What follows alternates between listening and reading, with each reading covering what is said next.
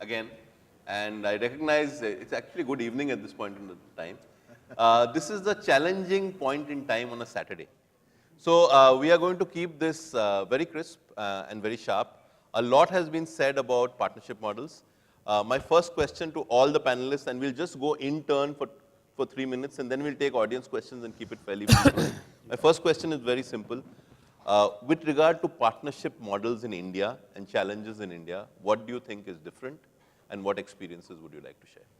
Larry, we'll start with you and we'll just continue. Sure. A bit of a broad question, but I'll try to narrow down the thoughts and the answers. And I think there was a lot of dialogue about, what is the, if you would, what is the source of innovation, particularly, and I'll bring it from a Qualcomm perspective. And for those of you that don't know, our task, right, is essentially the development of technology that enables the wireless world, and we've been at that for quite a while. And so I think that the concept of partnering, it starts with a high willingness, right? You have to have a recognition.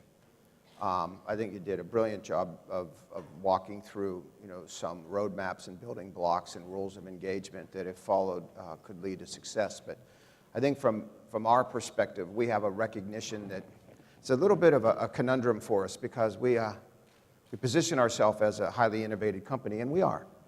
We innovate in an area that is never standing still, even if the use cases or technology themselves, but the deployment or implementation just require constant pressure. Innovation doesn't always come from the most visible areas. You may have innovation in power management, innovation in size management, innovation in display capabilities, all of the things that are trouble spots for the industry that we're in.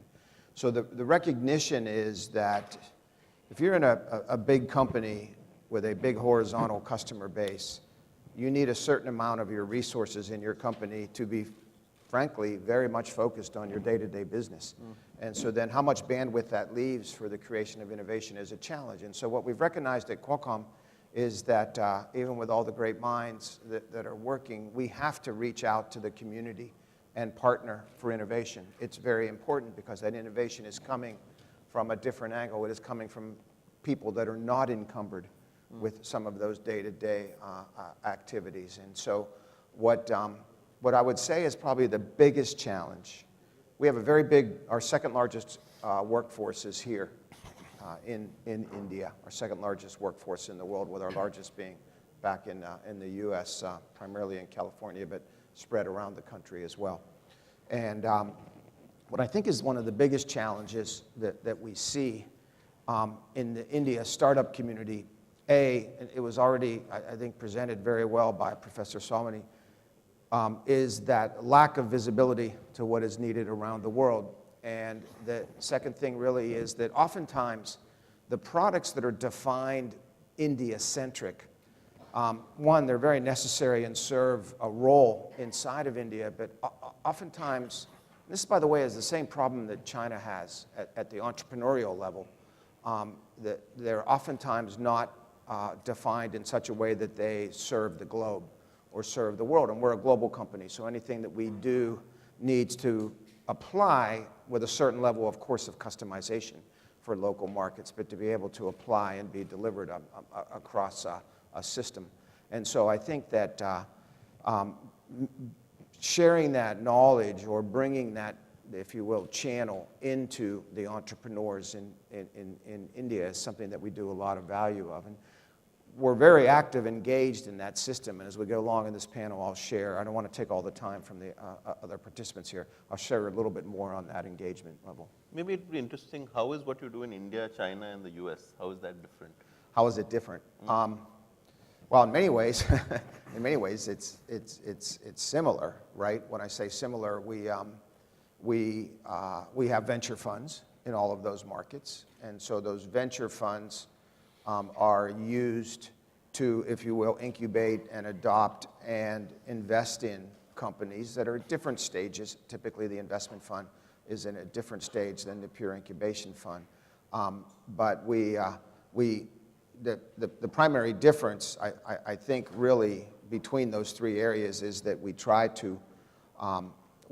to first and foremost find products that work globally, but then we also recognize that there's a localization necessary. And so those localization requirements for an American company, a Chinese company, and an Indian company can just be different. Okay, great. So I'm going to follow that up. Mohan, can I call you Mohan? Mm-hmm. Yeah, with a follow-up question saying you sit on the board of Reliance Jio. That is one of the disruptors that everybody recognizes today. You've also seen large foreign corporations look at innovation. If you look at Reliance Jio and how it is looking at innovation and partnerships, how do you see it as fundamentally different? I mean, we were having this discussion in the morning. Maybe you want to. I think there's a very interesting perspective that to a much larger extent than a wireless operator anywhere else, the belief at Reliance Industries in general, and Jio in particular, is you have to own your own destiny. And to express it in Mukesh Bhai's terms in Hindi is like apne haath se kaam karna aana chahiye. You can't rely on vendors to do innovation for you. Would do apologies to Qualcomm and Cisco and Samsung. We work with all these people, but being in control of the core technologies and basically inventing your way through what needs to be. Because what we are doing at Jio has never been done in the world. Micropiling technologies for tower construction, where we can put up a tower in 6 hours with a 2 by 2 meter footprint instead of 10 by 10 meters, using lithium hydride batteries instead of diesel generators, ducting, putting in fiber instead of digging up roads, using inspiration from petroleum, their knowledge of drilling, using horizontal drilling. When we did horizontal drilling, we didn't have the ducts. So we bought ducting machines and set up a factory to build the ducts. So the whole idea is invest in capacity building, invest in, so in many cases, actually, we are leading the vendors. And SAP came to us, their system maxed out, their CRM system is 50 million. I said, we'll get that in 3 months. What are you going to do after that? So we built a data showering controller in front, which basically lanes the data into 10 different instances and scales that system. So I think what that requires is a technology team that really is leading the industry and actually working closely with vendors and partners, and also with startups, but you have to control your destiny. You can't outsource it, and you can't, as Punjabi they say, aap na mariye, swarg na jaiye. If you want to see heaven, you have to die yourself, right? You can't outsource that experience.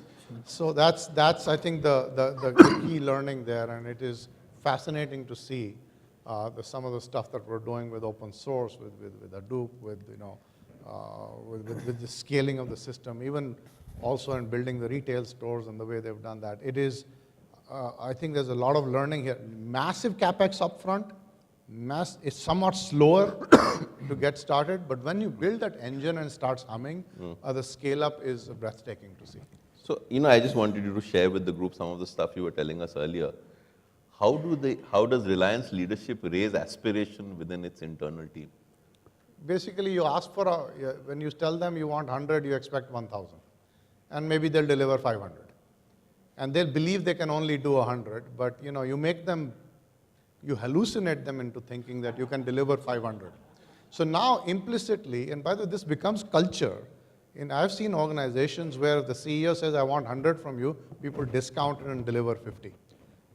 When, Mukesh said he wants 100, they know tomorrow he's going to say, well, why can't you do 200? Why don't you do 500? This is fiber, literally 100 kilometers a week. He said, why can't you do 500? Why can't you do 1,000? And now people realize they can actually do 10x and the speed at which they're doing the implementation.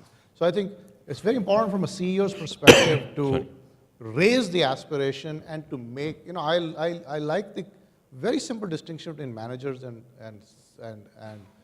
leaders. Managers focus on doing, leaders focus on becoming.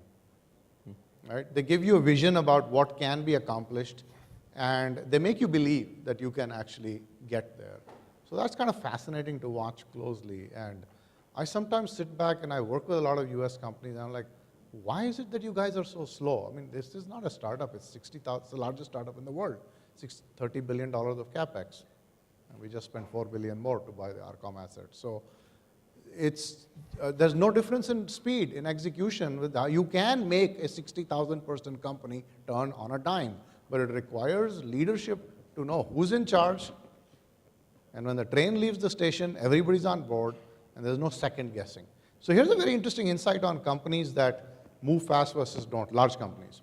In large companies that move fast, this is academic research done by Kathy Eisenhardt at Stanford. There is a lot less discussion of the decision when companies move slow. Lot less discussion, tacit agreement, but passive-aggressive agreement. And then when the train leaves the station, everybody starts jumping off and second guessing.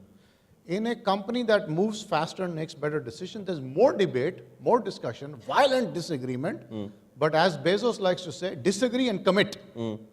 Once the train leaves the station, everybody's on board. So actually having debate, I was working with an Israeli company, Checkpoint, and I was sitting in a meeting with them. I said, are you guys going to like take out knives and start like killing each other? Because so this is normal debate. Of course, that's Israeli standards of what normal debate is. But it was impressive to watch how people basically, no matter what seniority or rank is, are violently and vehemently, debating and disagreeing. But once the decision is made, move on with it. So that's kind of some interesting learning. So both the disagree but commit, as well as the point of the largest startup, Reliance Jio, that you spoke about, is interesting. Haresh, you've sat in both chairs. Yeah. How would you advise a startup which has become a small company on how it should partner with a large corporation? And any examples and points So the first thing I'll say, if it is a catch-22, if the entrepreneur is good but wants to work with you, you don't want to work with him. Because clearly there is a third foot here of venture capital. And if the company is good and our team is good and the entrepreneur is good, there is no way anybody wants to work with a company. These two people are very different people. One only is sitting in a cabin, has a great visiting card, is VP of Strategic Alliances or Innovation or whatever, and he's got everything to lose. And your other side is a man who's got nothing to lose, is willing to aim for the stars. So this marriage of the elephant and the mice, right? I mean, elephant and mice don't mate, let's be clear. So when they do, it's going to be extremely difficult to get them to mate. And when they do, those outcomes are going to be exceptions. And therefore, I just Googled Unilever Foundry, right? Big example here. A company that earned $120 odd billion over 3 years, spent only $30 million in piloting with startups. So what it is actually just the fact that people are outsourcing innovation or scouting what's happening in the market. They are really not committing to innovation. The real commitment to innovation from Unilever is to go pay $1 billion to buy Dollar Shave Club and take on P&G and then get Gillette to drop its price by 20% in 2 months. So that is the, the kind of commitment you need to do. Is not done by this small. If you see even look at Tata, $100 billion company, how much spent on doing startup innovation? I mean, it is nothing. These sums are meaningless. They are sums, I would call them fads actually, where a CEO gets an idea from some bunch of, from his board usually, that we should see what's happening in the startup space. They're generating billions of dollars of value. I'm reading the Economic Times startup pages every morning. They're on the front pages. Let's have a startup engagement platform. And that's really, to be polite, BS actually. Because unless you're willing to commit to changing your business model, you're doing nothing. What are you going to do with some guy is going to come from the edge who's probably not the best entrepreneur in the market? Because the best entrepreneur in the market is going to get funded by a VC. He doesn't want, his fuel is equity. His fuel is not a salary. And that's it. That's so simple and clear. If the guy's entrepreneur is going to become an employee, you'd rather not have him. You've got good employees internally. So you'd rather do what Mohanbir is saying, that create a new aspiration for your own team. If the entrepreneur is ready to become an employee, what's wrong with your own team? I think that's the fundamental difference. And therefore, when a corporate really wants to engage with these new innovations and stuff like that, it really needs to sit back and say, what is it willing to lose and what is willing to commit? You don't take a knife to a gunfight. If you want to enter e-commerce, you don't buy a little small startup and play on the fringes and say, okay, you have to make a big decision. So, and when I have done that, you clearly go out and say, and then secondly, it's very clear how you need to operate. You can't bring those people in. You need to resource them, keep the equity ownership alive, keep the fire burning, ensure that you keep them at a distance actually. You do not bring them into your corporate organization and actually muddy the water for a startup. It cannot be done. It's just simple. The elephant and mice should not sleep on the same bed. You fuel the mice, you give him steroids, you give him your distribution, give him your capability, and let him become another elephant. Otherwise, this whole discussion is just one little fad. Somebody got a nice designation. Of course, some exceptions will work, but show them to me. Show me an exception from these foundries. I know I've seen SAP Venture. I'm going to name a few companies, and they won't like it. Some guy is in charge of a startup engagement, and he spends, between $20, $30 million over 30, 40 startups. Nobody cares after that because there is no buy-in, there is no commitment, and there is nothing to lose. If managers don't have something to lose, they're comfortable. They don't want to change. So this is, the exception will drive the rule here. The rule is, unless you're clear that you want to pick up and see what's happening. So what's happening in a corporate? The manager is aligned to maximizing the resources that he's got, the assets he's got, the brand he's got. A startup comes in and says, I don't care, I need to figure out what the consumer wants. And can the consumer buy something that this company is not providing? It's a completely different mindset. And what you need to learn from the startup is usually more consumer focused, is finding a wedge in the business, is trying to create a dent in the universe. It will probably change the way consumers interact with the brand. And therefore, let him do that. Once he's partly successful, go put the money on the table, buy that capability, and bring your resources to bear, rather than try this integration and doing these meetings. Every bank in this country is running a fintech program, by the way. I've attended some of them. I don't know what they're doing. Because frankly, unless they take the call to actually go out and double down on it and put the money on the table and really bring out their balance sheets to the fintech companies, nothing's going to happen. So if I can nuance this, I'll agree and I'll disagree. Yeah, sure. Right? Exceptions would exist. Yeah. So one exception, for example, and it actually proves your point, is what Procter did 15 years ago with the C+D Connect Plus Develop initiative. I mean, within 5 years, they were sourcing 50% of their new products and innovations from outside the company. And that was just a matter of, and the IRR on those was 70% higher than their internally developed. But again, it was a CEO level thing. Lefley was behind it, and they wrote a book on it and all of that. So it does require that CEO level It needs commitment. absolute buy-in and commitment because. But the other thing is that there is I want to nuance your argument a little bit. The idea is not always to own the startup. I mean, you're making an assumption that you own equity. No. I mean, some startups, even these people who don't want to work with, they need validation. Particularly look at a B2B fintech. You look at a fintech startup. I mean, if you're a B2B technology company and you can't get into a JP Morgan Chase, you can't get into a Wells Fargo, you can't get into a Citibank, you have no business. So you can provide them validation. Doesn't mean you have to own them, right? So it's not about equity. But why provide them validation? You're scout because you become lead users of the technology. I mean, to give you an example of sort of a partnership, this is a big company partnership, it illustrates the point. I'm Colgate, and I want to understand, I go to SAP and I say, you guys don't have a trade promotions module. So they're like, well, help us build it. Yeah. SAP sends 100 developers in, they build a trade promotion module, but that is not sold to Procter and other people. But Colgate gets a ringside view, it gets the ability to be the first, and they're going to dictate the way that product's going to move. So I think there is a first mover advantage, there's early access to technology, there's a bunch of things that are, so my core belief is, modes of engagement is an irrelevant question to be provocative. It's a means to an end. You got to figure out jana kahan hai. What do you want to do? Exactly. What do you want to accomplish? So my thesis is, if you want to accomplish early access to technology and being you don't need to acquire the startup. You just need to acquire the technology. Right? Or you'll have a bunch of 5 IIT engineers whom are not paying come to you for validation and teach you a few things. But the fact is that that's not fundamentally changing. None of these companies are pivoting like you're talking or changing the business model. They're doing a side engagement, almost outsourcing innovation, where you don't have to pay cash for 5 guys to work day and night to solve a problem that you've given them a first chance to validate. So it works for both of them. The other thought is pivoting and really dealing with disruption. Yeah.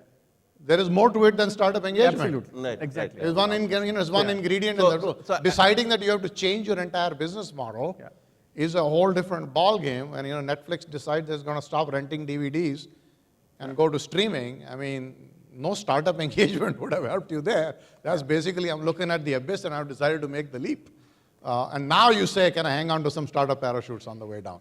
So innovation is much more than just startup engagement and partnership. But yeah, it might get mistaken for that, and that's the only It's not a challenge. panacea. So which is a very sharp point which has been made. But Haresh, just flipping the shoe and saying that if you were to advise a startup who's doing reasonably well and says, I now want access to market, and some of that access to market I can get from a large corporation, what would your advice to that startup? Okay, so I have done this, and I'll give you a real case study where a bunch of very bright fintech founders came to me, had validated their model with the market, had proof of product market fit.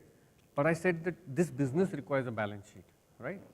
And you cannot do this. Even venture capital, beyond the point, they're not going to give you a balance sheet that comes on your asset liability side. They'll give you venture capital for equity, and that should not become the business. What's happening in fintech is venture capital money is flowing into becoming debt, which is not the way things should be.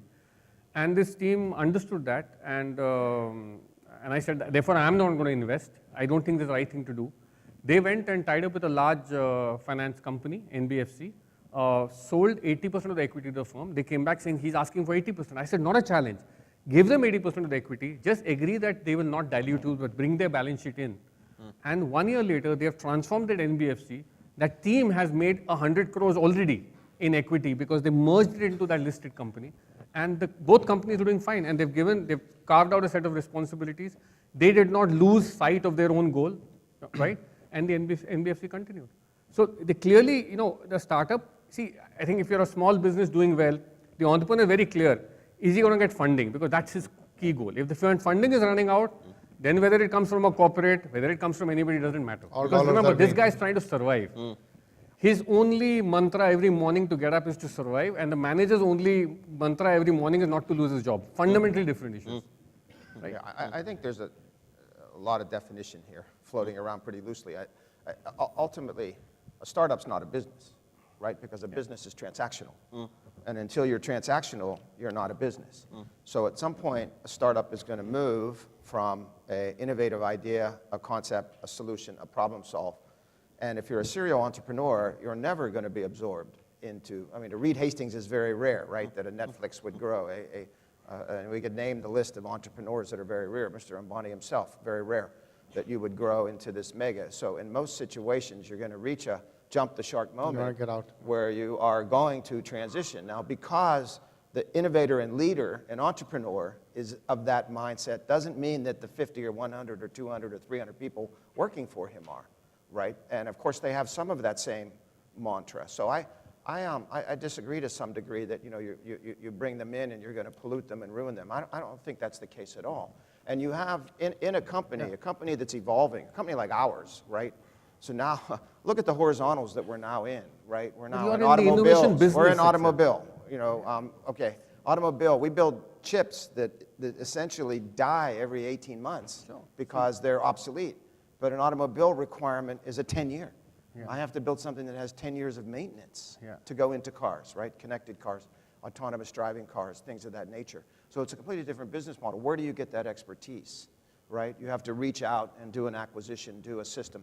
So as you expand into and expand your business, you're going to go into all kind of different areas. So it's insane to think that you can hire and develop all of that in an organic way. You must do it in a more inorganic way. Some of that is an acquisition of larger companies. Some of that is in either acquisition or investing or venturing with the term startups. So Haresh, I'd just like to I think that's just a natural evolve of the whole system. At this point. So I think what is great is that we have disagreement on the panel. I think that's really disagree conducive and then we'll commit. For the entire disagree audience, and commit. Right? So that's great. So Ananda, you have actually traveled this journey in terms of a startup working with large corporations at various phases. Actually, the other way also. Other way also. Cooperation with So experientially, what's your take on this? And no, so I think let's sort of put yourself in the shoes of the startup. What does the startup want? Ultimately, you're absolutely right. The startup doesn't want capital. Generally, I mean, he probably will go to capital to somebody else. He'd rather not go to a corporate for capital. The startup ultimately wants market access. Secondly, he wants, if he's in the tech business and it's a tech company whom he's trying to partner with, he wants preferential access, knowledge as to what's happening in that ecosystem, so that he can continue to innovate faster than anybody else. These are the two things which really drive a startup going to a corporation. The challenges really, and which is where the problems lie, is that you talked about distribution being given to them. In reality, large corporations completely fail in making their distribution available to the startup. Yeah. Because it's difficult for their own products, new ones. They can't Salesforce sell a doesn't want new to sell it. product. They can't do an M&A, bring it on, do an M&A and then get the sales teams to work together. You think they're going to get the sales guys to go and sell some small innovation? No way it's going to happen. So you actually are going to bet on if you're betting on their distribution system delivering value for you, it's not going to happen. So there are two models, according to me, which work from my perspective. One is there's an innovation, you're funding innovations as a large corporation. You're basically outsourcing innovation and then buying the innovation which you think is useful for you. Buy it outright, in whichever form, 80%, 20%, give them the upside, buy it outright. Or, which is a model where you're using innovation as a part of your business in a sort of outsourced model. I found it interesting how you interchangeably use vendor and partner. Just like airlines have suddenly started calling passengers guests. It's not that they're treating you any differently than they were treating you before they called you guests. They're treating you the same. Right. Now, similarly, corporations have now started calling vendors partners. Now, what is a partner as opposed to a vendor? I think that's an important distinction to understand. To my mind, a partner to a corporation is somebody who's expecting, this from a startup's perspective, that the end customer of that corporation touches and feels what you're offering. If you're not doing that, then you're really providing them with a product which you're buying. You're an outsourcer to them, which is good from some perspective. It gives you some scale, maybe it gives you revenue, but it doesn't really build strategic value for you. You're one large customer you have. So from your VC perspective, are you going to be interested in a company which has got one customer? Yeah. No, but coming back to what Mohanbir said, that outcome is important. So look at Walmart and Jet.com. I mean, they brought in that team because they said we need to get Walmart's team to believe that we can become large in e-commerce. And they grew by 60% that year and they're growing rapidly. So, and they paid good money. It was not some $5 million acquisition. They paid $3.5 billion. They said we want the team on board. They handed over and actually carved out the entire e-commerce effort to this man. And they fired their head of e-commerce. Yeah, exactly. So they handed it over. Now, I don't mean that they can't meet physically, but the fact is that those people are working with an agenda to transform their organization. If there is no corporate transformation taking place, then it's like running a small project on the side. In the tech business, of course, you need innovation dramatically differently from a regular run-of-the-mill company. But if there is no corporate transformation, I'm saying pivoting is another extreme. Everything is on a continuum. But if there's no transformation happening, then investing $1 million or $2 million and meeting those startups, they'll come for a lunch with the CEO once in a year. No, the other thing, if I can say, which will happen is that at some point in time, that manager will change, and suddenly you find that they're no longer interested in your business. Absolutely. And this startup, which is sort of built based on this corporation developing, are now stranded. So it's actually a big risk for startups to build their future based on a corporation. Okay. So I have been told by people that we have 8 minutes as of now. Okay. Okay. Sure. So for these 8 minutes, what we are going to do is we are going to request 2 questions from the audience. And you have a choice. You can either direct the question to a panel member or to the panel as a whole. And then I'm going to take a quick summary statement from everyone. I think we've had a very lively discussion. We've covered multiple angles. But 2 questions quickly from the audience. Yeah, so I had 1 question here. And a second question. Otherwise, the panel has enough questions of each other to keep going for some time. So that's not a problem. So we have a second question there. So 2 questions, yes. Just introduce yourself briefly. Okay, a quick caveat. Do not offer your views, just ask a question. Put a question mark put a question mark at the end of the question. Yeah. Not an exclamation. 2 sentences, not more. 2 sentences. Okay. Okay, so my name is Upendra. I work with Bharati AXA. I am learning and managing innovation and marketing, also an author. All right, so working on a hypothesis that in the current day corporate, the employee is dead. we're all talking about entrepreneurship and so on and so forth. At the other end, we're talking about more and more organizations going to have consultants forming a greater portion of the workforce, millennials being entrepreneurial in nature. So my fundamental question is, how is the concept of an employee evolving? And is it going to be fundamentally changing in the next few years? Now that we're talking about innovation. Okay, the question is clear. We'll take the second question. I'm sorry to be abrupt, but the question is clear. Yes. Second question.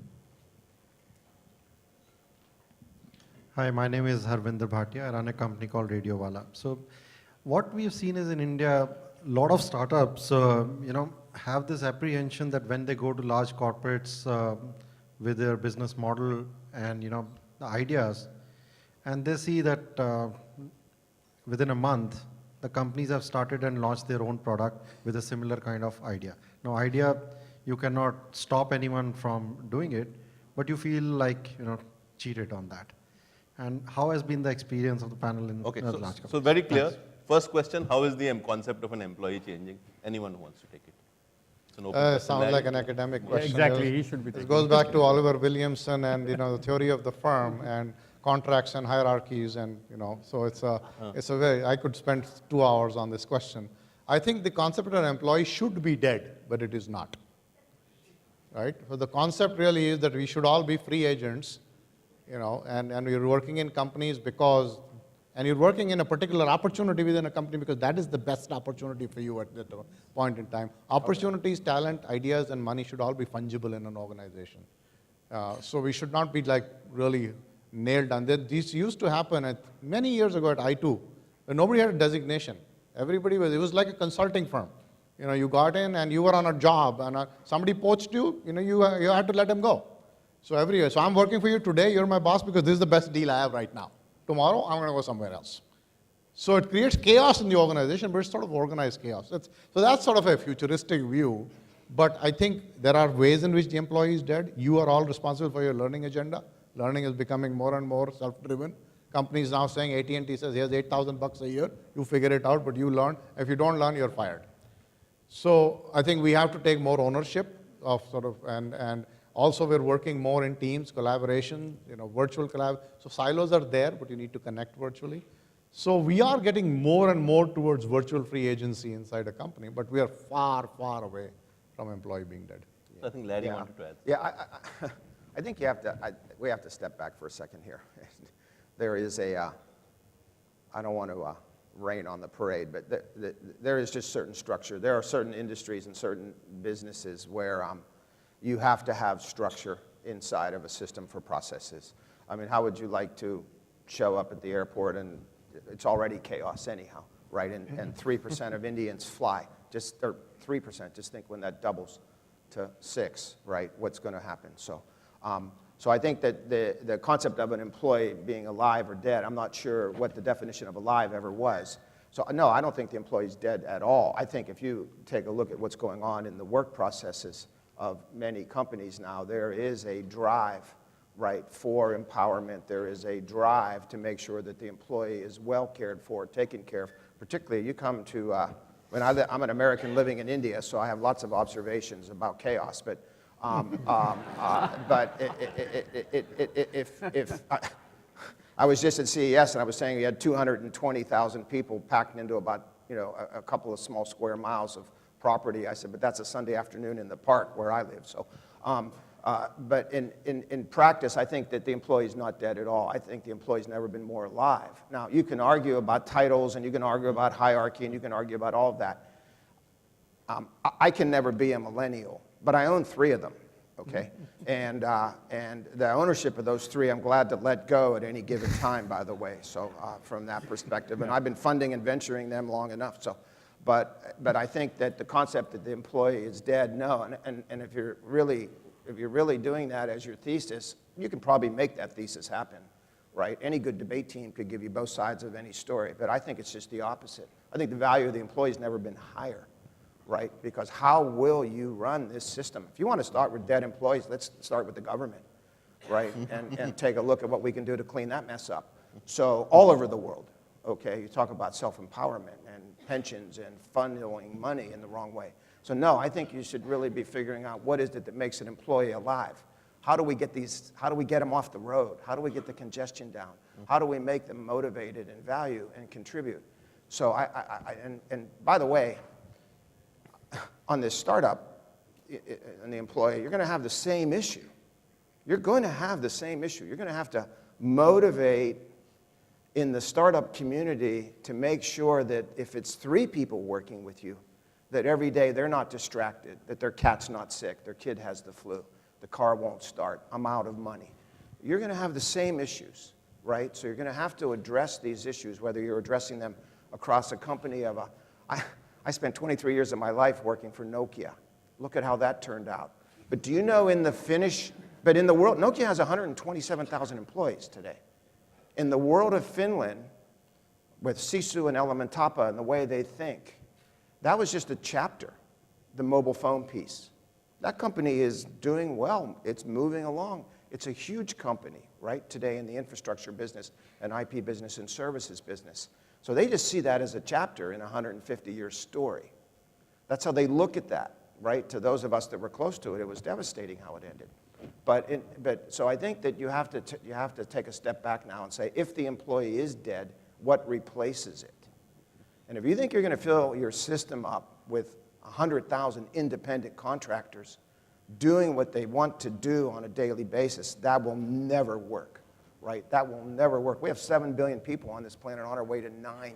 We can't even decide what are we going to do about pollution? What tree do we cut down? Where are the roads? Who's going to build the trains? There's so many things that you're going to need an employee base for. So the companies that are taking that attitude better straighten themselves out and figure out what makes an employee valuable. Yeah. So very good. Yeah. So Haresh, quick one on the employee and your perspective on how a startup the fear of the big company will take my idea, essentially. Yeah, so, okay, I'll tell you what, I don't think the employee is dead. I think leadership, the way we used to run it, is dead. Because data has come in. See, the earlier companies were CEO, middle management, employee, let's call it that. The vantage points were different. But now, everybody has the same information. So why should a CEO be in a better position to take a natural, repeatable decision than his employee? So I think the roles of leadership has to change, the way that you can empower people now, because most business decisions can be made by a 10th standard kid. Remember? It's either yes, no, or check with the boss, right? Largely. There are no other third business. Right? I just asked my wife. Yeah. And in India, of course, it's yes, no, later, right? Call me back. So I think fundamentally the way data is getting into organization is changing the vantage point. There was a reason for an experienced person or person who's seen situations in the past to be able to help an employee take a decision. But now you can empower him directly because he can see the play out largely of every process in front of him. So there is no need for him to go back. And that fundamentally changes the way organization will have to be structured. Middle management as a construct, the layer between employees and the eventual decision maker, it has to go away because there's no need of them. There is no need of this boss anymore. Yeah, if you don't know what's happening, then it's a new process that needs to be created for that. So I think fundamentally how employees will have to be treated, how they'll have to be empowered, how they'll have to be trained, and how actually since they are the closest to the customer, how quickly they transfer speed of the organization internally. See, outside speed is going up, that's one thing. But internally, if the employee, I don't know how many people in Nokia, for example, knew that the phone, the way they ran it was dead before the CEO knew it. Because he didn't take the call. I'm sure 100,000 people in Nokia and BlackBerry knew that a company is going down the drain before the management could act. And that is all a function of having a big fat layer of middle management, because middle management is guy trying to protect his job. So I think that's, and we can continue on that subject, I'm sure. So we'll go on. So it's on companies stealing the idea. See, frankly, there is no monopoly on ideas, and the fact is that if your idea was so easily copyable in the first place, then somebody in that company would have done a brainstorm and figured it out. So I don't think you can worry about it so much because... Particularly if a large company executed it within a month. Yeah, but that's what I'm saying. You've got a problem. Yeah. For 1 month, they'll do RFPs and reviews. So you can only out-execute them and you can only outrun them. Yeah, exactly. So if the idea was so simple, if the idea was complex, needed a bunch of a great team to execute it, a great new shift in the market, it would have not happened. You can't just copy an idea just because somebody tells you. We read books and business books every day. It doesn't mean every company will become sentient, right? So Anand, yeah, I think where you can successfully partner with a large corporation, at the one end is it's just not important to them. They need that thing and they're looking for innovations to do it, but they're never going to do it. So that's an area where you're safe. If it's core to the company and you are trying to innovate and come up with something there, partnering with a corporation is actually a big risk. That is a risk. I think the sweet spot is that borderline between very important but not core. I mean, it is very important. It is a part of what I need to do, but it's not what my core business is. And being aware of that border might shift at any moment, and you have to constantly innovate to see that the border shifts towards so that the core comes into your area rather than there. But the moment you are doing something which they view as core, then it is something. And if it is that, then you go to them at a later stage and say, buy me. Yeah. And by the way, I have 3 other people bidding for it. So that's WhatsApp. And it's a build versus buy decision you present to them. I was going to say, I think oftentimes when we meet, and I do a lot of work with the startup community in a variety of ways, we always ask that fundamental question to the owner-entrepreneur or the team that's an owner-entrepreneur. What do you want to do with this? Right? And interestingly enough, it's surprising how many times it's just, get some eyeballs, scale, and sell, right? Which, in true Silicon Valley way, is exactly what it was not started to be. It was started to start a company, start a business. And so I think it's perfectly fine that if what you want to do is take your invention to a point, and there are lots of examples. I do a lot of work in the fingerprint area, right? Fingerprint requires an end-to-end solution. So you may be making a piece of that solution. And that piece is very valuable if it's the missing piece, right? And so in that case, you either license or you sell to do that. So I think it's okay to do both. But it's very important if you're going to go into that arena that you want to set your objective of what you want your business to become. And I mean, anytime, I have a simple saying, when you get to 500 people, you're a village. With a village comes village idiots. I don't know how they get in, but they get in. And so you want to make sure that, I may never want to have a company greater than 100 people, but I may need that. And so I think it's very important that you frame that up. I think it's a lot of peace of mind for anyone who wants to start out. So ladies and gentlemen, I think we've had a very, very lively panel. I think the panel has not pulled its punches with each other and with the audience, which I think has been great. So 2 to 3 quick takeaways. One is we've had 2 shoes there. I think perhaps the VC or the angel needs to figure on that landscape. Second is whenever we are looking at these partnerships, it's useful to look at hard data and go beyond the hype. Because sometimes, you can tell an isolated story of something that a company has done, but how critical is it to the company's overall agenda?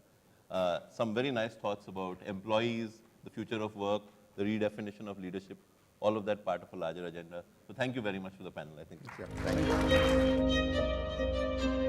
Thank you.